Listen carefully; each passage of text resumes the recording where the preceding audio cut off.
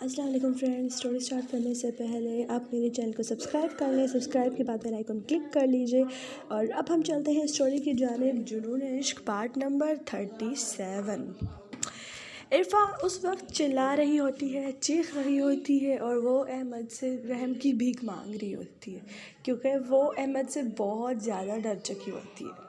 अहमद चुपचाप वहाँ पर सोफ़े पे बैठ जाता है पहले तो, और फिर वो इरफा को देख ही रहा होता है। जब 5 मिनट तक वो इरफा को जैसे कहते से देख रहा होता है, तब तब क्या होता है कि इरफा जब आंखें उठा के देखती है तो वो देखती है कि अहमद दूर सोफ़े पे बैठकर उसे इत्मीनान से देख रहा है। और फिर इरफा जब देखती है ये सब तो फिर वो अपनी आंसू पोंछ लेती है। उसके बाद वो देखती है कि वहाँ एक मुलाजिम आता है और अहमद साहब को एक बॉक्स देता है। इरफा जब ये देख रही होती है तो अहमद उसे इशारा करता है कि तुम फ्रंट वाले सोफ़े पर बैठ जाओ। इरफा बहुत डर जाती है, लेकिन फिर भी वो अहमद के कहने पर दूसरे सोफ़े पर बैठ जाती है। उसके बाद वो जो बॉक्स अहमद साहब को वो मुलाजिम देता है वो टेबल पे रख देता है। और फिर वो अहमद इरफा को कहता है कि इरफा कम हियर। इरफा और ज़्यादा डर जाती है, क्योंकि वो बहुत डरती होती है। और अहमद साहब को उस वक्त देखकर तो कोई भी डर जाता, सिर्फ इरफा नहीं। तो इस वजह से इरफा मरता क्या ना करता वाला सीन, और इरफा आती है और फिर धीरे धीरे चल रही होती है। इरफा थोड़ा तेज़ चलो, आओ और ये बॉक्स उठाओ।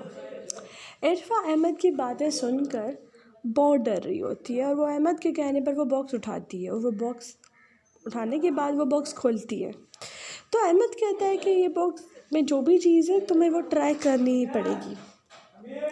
उसके बाद जब इरफा वो बॉक्स ओपन करती है तो उस बॉक्स में से एक ब्रेसलेट निकलता है और अहमद कहता है कि वो बॉक्स मुझे ला के दो।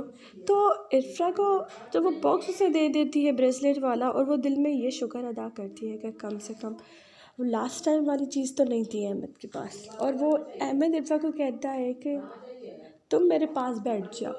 तो उस सोफ़े पे बहुत कम स्पेस होती है और इरफा उसके साथ बैठना नहीं चाह रही होती, क्योंकि अगर वो उस सोफ़े पे इतनी कम जगह में बैठती तो ऐसा साउंड हो रहा था कि इरफा अहमद के साथ चिपक के बैठ जाती उस सोफ़े पर, जो कि इरफा नहीं चाहती थी। इरफा वो बॉक्स अहमद को देती है, फिर उसके कहने पर उसके साथ सोफ़े पे भी बैठ जाती है। और अहमद उसे कहता है कि प्लीज़ अपनी राइट हैंड की कलाई दो, मैं तुम्हें ये ब्रेसलेट पहना देता हूँ। तो इरफा ना चाहते हुए भी उसकी बात मानती है, वो अपना हाथ देती है और अहमद उसे ब्रेसलेट पहना देता है। उसके बाद वो उसके हाथ पकड़ के बैठ जाता है और कहता है कि इरफा तुम्हें पता है, ज़िंदगी में पहली बार मैंने किसी को गिफ्ट दिया था और तुमने मेरा गिफ्ट जला दिया। पता है कितना बुरा लगा मुझे। और तुम्हें पता है तुमने मेरे साथ इतना बुरा बिहेव किया और मैं तुम्हारे साथ इतना अच्छा बिहेव कर रहा हूँ, ब्रेसलेट दे रहा हूँ ये वो, तो तुम्हें नहीं लगता कि मैं इतना अच्छा इंसान तो बिल्कुल भी नहीं हूँ। और फिर वो इरफा को कहता है कि सच में तुम्हें भी यही लगता है ना इरफा। इरफा ने कहा डरते डरते, हाँ मुझे भी यही लगता है कि आप इतने अच्छे तो नहीं हैं कि मतलब मेरे उस बिहेवियर के बाद मुझे गिफ्ट में ब्रेसलेट देते। बिल्कुल सही कहा डार्लिंग, बिल्कुल सही कहा। अभी वो इरफा को अपनी गुस्से भरी निगाहों से देख ही रहा होता है कि इरफा को बहुत अचंभा लग जाता है जब मुलाजिम अहमद साहब के पास शराब की बोतलें ले आते हैं। और अहमद को इस हालत में देख इरफा बहुत ज़्यादा डर जाती है और वो पीछे जाने लगती है, मतलब उठ के जा रही होती है। और अहमद उसका हाथ फ़ौरन ही पकड़ के उसे अपने साथ बिठा लेता है और मुलाजिम को सख्ती से कहता है कि अब आप यहाँ से जा सकती हो और मेरे जो चंद और गिफ्ट्स गए थे वो भी यहाँ टेबल पे रख दीजिए। और जाते साथ ही दूसरे मुलाजिमों को भी कह दीजिएगा कि अब उन्हें आने की ज़रूरत नहीं है, सीधा कल ही मुलाकात होगी। और कमरा मैंने जैसे कहा था वैसे तुम लोगों ने सेट कर दिया है ना। तो वो मुलाजिम बोल देते हैं हाँ सर हमने वैसे कर लिया। इरफा और भी बहुत ज़्यादा डर जाती है, क्योंकि इरफा को उससे इतना कोई खौफ और डर आया हुआ होता है कि इरफा बता नहीं सकती है। उसके बाद जब नौकर चले जाते हैं और फिर इरफा डर डर के बैठी हुई होती है और अहमद को ये रिक्वेस्ट कर रही होती है कि अहमद प्लीज़ मुझे घर जाने दो। ओह माय गॉश डार्लिंग, तुम्हें मैं तुम्हारे घर छोड़ आऊँगा ना, और वो भी आज की रात, डोंट वरी।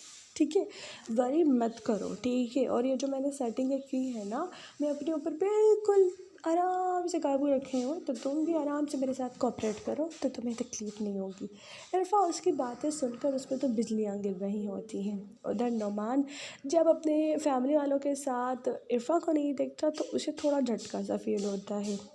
तो वो कह रहा होता है कि मामी, इरफ़ा कहाँ है? इरफ़ा तो फ़राह के साथ गई थी ना? फ़राह, ओह फ़राह, हाँ मैं फ़राह से अभी बात कर लेता हूँ कि इरफ़ा को मैं लेने आऊँ या फिर वो खुद आ जाएगी।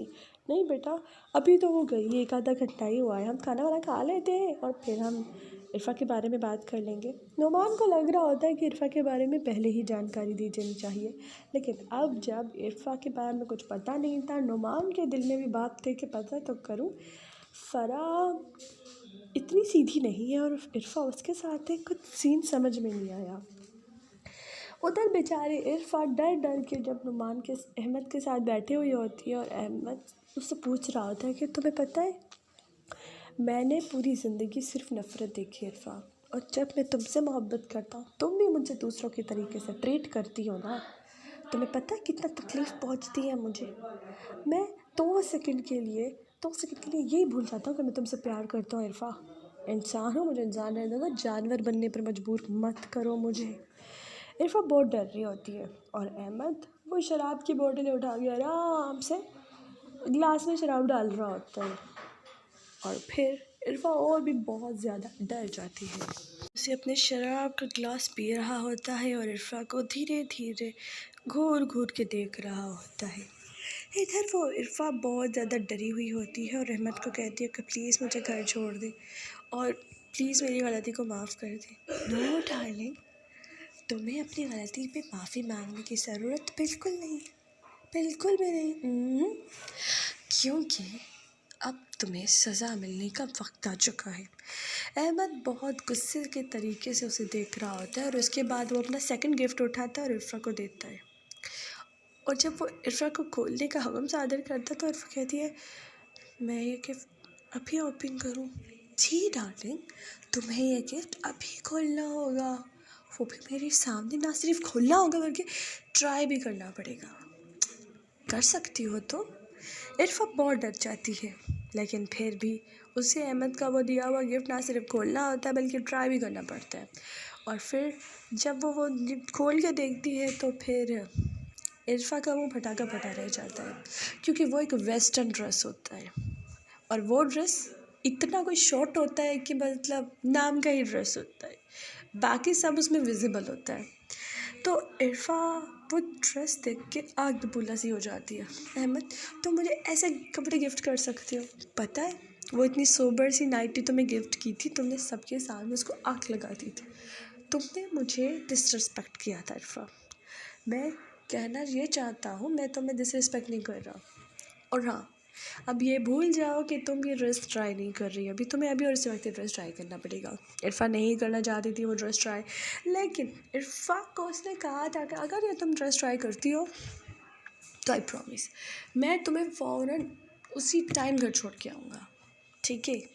और बदले में तुम परेशान भी नहीं करूँगा। इतना मैं अपने आप को कंट्रोल कर रहा हूँ, क्योंकि बाकी चीज़ें और बाकी बदले तो मैं तुमसे बाद में वसूल करूँगा, लेकिन अभी तो तुम्हें ये पहनना ही पड़ेगा और उसके बाद तुम्हें मेरे साथ पिक्चर भी क्लिक्स करवानी पड़ेंगी।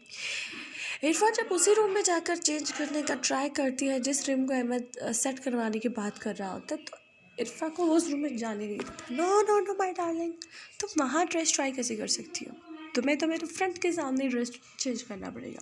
तो इरफ़ा को और भी बहुत ज़्यादा गुस्सा आने लगता है। तो फिर ठीक है, तुम ऐसा नहीं कर सकती, कंफर्टेबल नहीं हो तो वो दूसरा रूम देख रही हो गेस्ट रूम, वहाँ जाके चेंज करो, वहाँ चेंज करो। मैं यस ऑफ कोर्स, बट वहाँ कोई कैमरा वगैरह नहीं डार्लिंग, वहाँ कोई कैमरा शैमरा नहीं लगाया मैंने।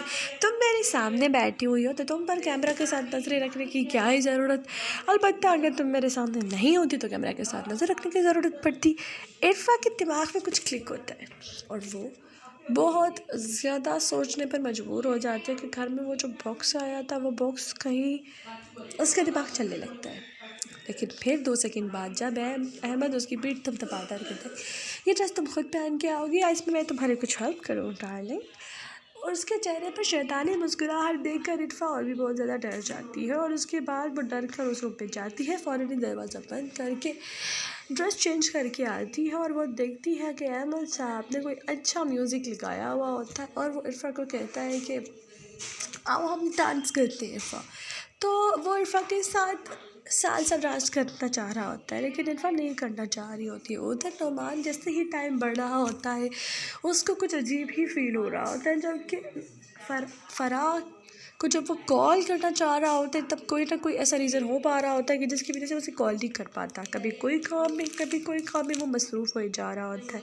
उधर अहमद जी भर के इरफा को तंग कर रहा होता है और जब वो डांस कंप्लीट होता है तो फिर वो इरफा के सामने अपने घुटनों के बल बैठ के रिंग निकाल के इरफा को शादी के लिए प्रपोज़ करता है और फिर इरफा को कहता है कि विल यू मैरी मी।